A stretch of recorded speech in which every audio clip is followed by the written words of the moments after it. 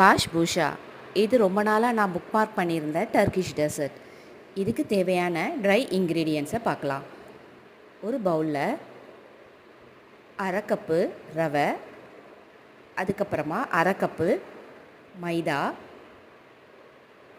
1/4 cup milk powder, ஒரு pinch of salt, 1 teaspoon baking powder, அரை teaspoon baking soda, அப்புறமா 1/3 cup of desiccated coconut, கூட vanilla பவுடரையும் add பண்ணி நல்லா மிக்ஸ் பண்ணி ட்ரை இன்க்ரீடியன்ஸை தனியாக வச்சுக்கோங்க.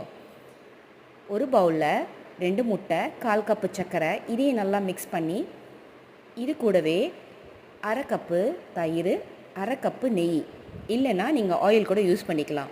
இது கூடவே எடுத்து வச்சுருக்க ட்ரை இன்க்ரீடியன்ஸை நல்லா மிக்ஸ் பண்ணி பேக்கிங் பேனை நல்லா க்ரீஸ் பண்ணி அதில் ஊற்றி இந்த மாதிரி டெக்கரேட் பண்ணி ப்ரீ ஹீட் பண்ணியிருக்க அவனில் பேக் பண்ணி எடுத்துக்கோங்க.